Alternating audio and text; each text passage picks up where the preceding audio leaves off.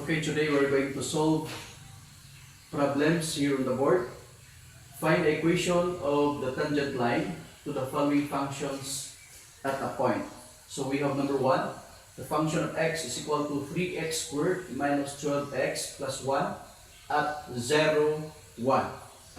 And number 2, we have function of x is equal to square root of x plus 2 at 7, 3. So we will be solving the equation of the tangent line to this function. Okay?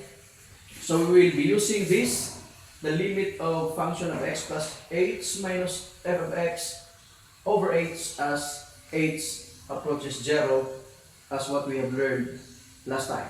Okay, we will start. So number 1, we will have f is for number 1. F of x given is equal to 3x squared minus 12x plus 1.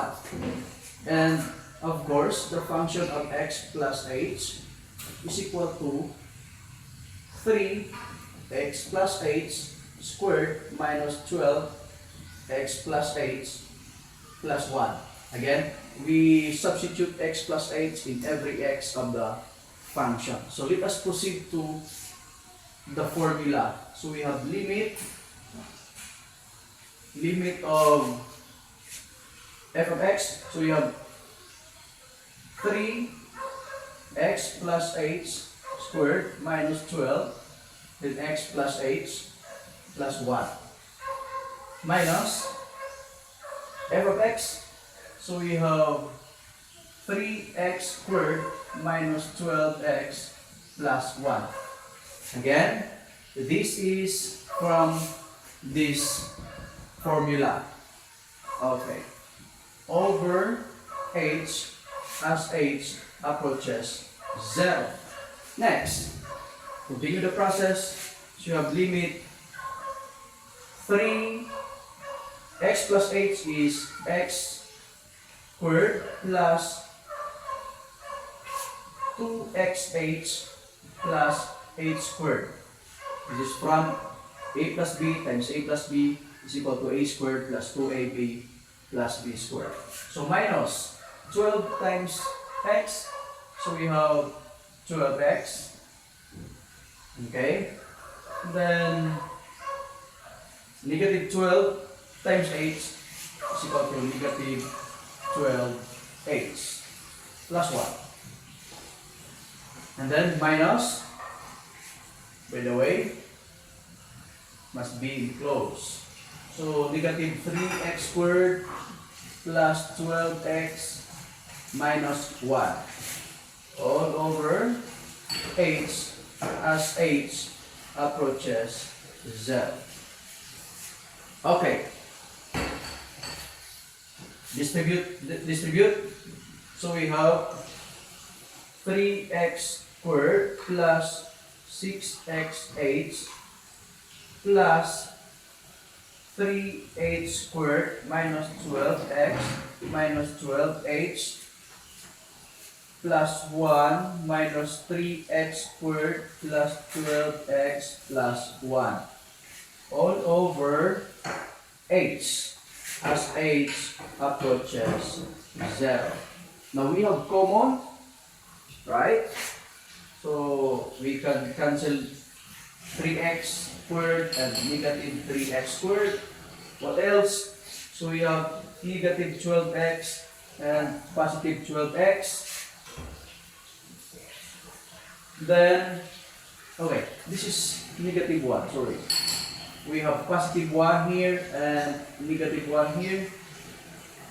So what is left is the limit of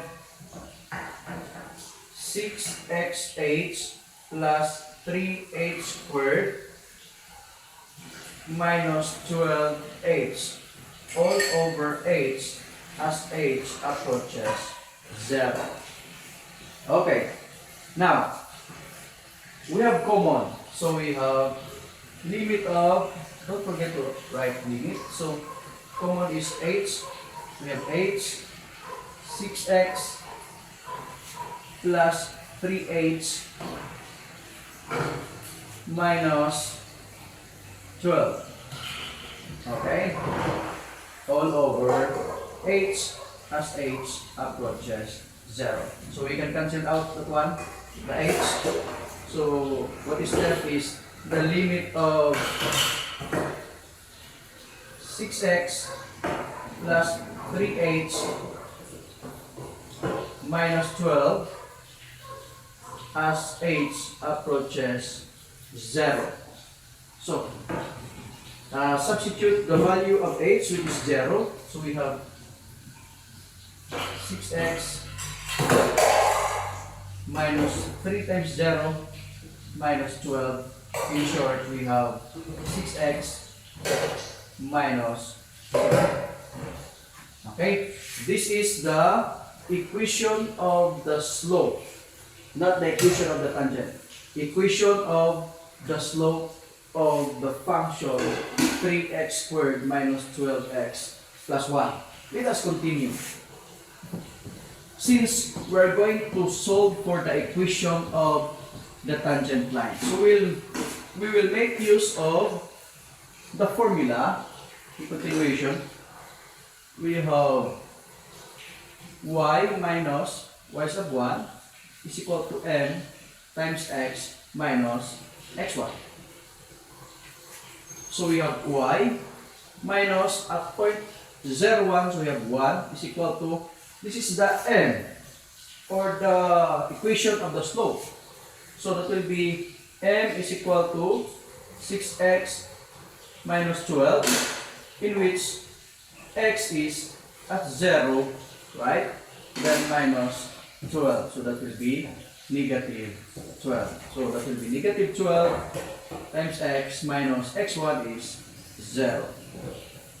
So we have y minus 1 is equal to negative 12 times x is negative 12x. So y is equal to negative 12x plus 1. So this is the tangent line, equation of the tangent line of at 0, 1 in the function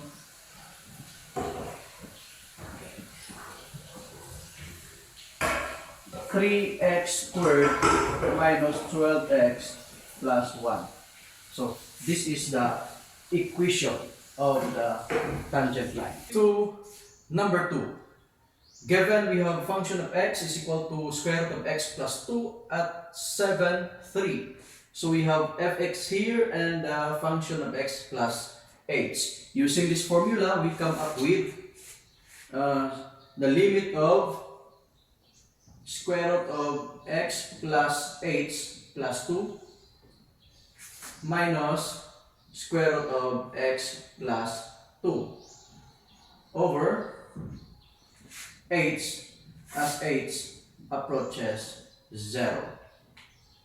Okay, so what to do next? This is a binomial, and in radical form, we're going to multiply it by its conjugate. So, as you have learned last time, the conjugate of this one, we are going to change the sign, right? So, square root of x plus h plus 2, then plus square root of x plus 2 over the same square root of x plus h plus 2 plus square root of x plus 2. Then let's proceed. By multiplying, we have the rule of a minus b times a plus b is equal to a squared minus b squared. So that will become the limit of x plus h plus 2, because square root of x plus h plus 2 times square root of x plus h plus 2 is x plus h plus 2 minus, okay, square root of x plus 2 times square root of x plus 2 is x plus 2. Okay, over This one is h times square root of x plus h plus 2, okay, plus square root of x plus 2 as h approaches 0. Next is, we are going to combine like terms, limit at x plus h plus 2 minus x, okay, distribute this negative sign here, minus x minus 2 over h square root of x plus h plus 2, okay, plus square root of x plus 2. Now, x minus x is 0, right? Then 2 minus 2 also is 0. So what is left is h. So let's continue from here. Let's continue. So we have the limit of h. What's left is h over, we have h times square root of x plus h plus 2, okay, plus square root of x plus 2. Now, we can cancel h, right, as h approaches 0. So we have limit as h approaches 0 is equal to 1. The numerator this time will be 1 because h was cancelled. So we have square root of x plus h plus 2, okay, plus square root of x plus 2. Then we are going to substitute 0 in h of the function. So that will be 1 over square root of x plus 0 plus 2 plus square root of x plus 2. As you observe, square root of x plus 0 plus 2 is equal to square root of x plus 2. So that will be 1 over square root of x plus 2 plus square root of x plus 2. So in short, that is equal to 1 over 2 square root of x plus 2. There are 2 square root of x plus 2. That is why 1 over 2 is square root of x plus 2. And this is the slope. Okay? The slope of, or the tangent of this function. But let us continue to solve the equation of this tangent line. So let's proceed here. I have to erase this first.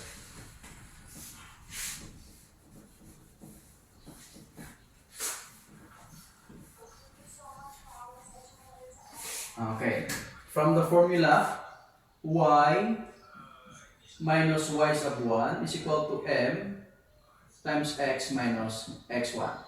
This is the formula where we will be using for us to solve the equation of the tangent. So at point 73, so we have y minus 3 is equal to m.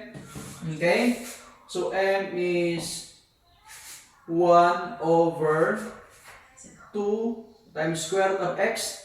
Square root of x, so we have x here, which is 7. So 7 plus 2. So we have 1 over 2 square root of 9. Then, what is square root of 9? So that will be 1 over 2 times 3. And that is 1/6.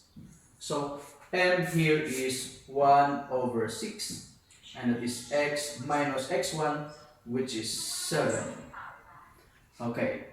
So, that will be y minus 3 is equal to 1/6x minus 7 over 6. So, in short, that will be y is equal to 1 over 6x, Okay? Minus 7 over 6 plus 3. Okay? So, to eliminate the denominator, we are going to multiply it by 6. So that will be 6y is equal to x minus 7 plus 18. So that will be 6y is equal to x plus 11. Right? So this is now the equation of the tangent line. Tangent line in the function f of x is equal to square root of x plus 2, okay, at 7, 3.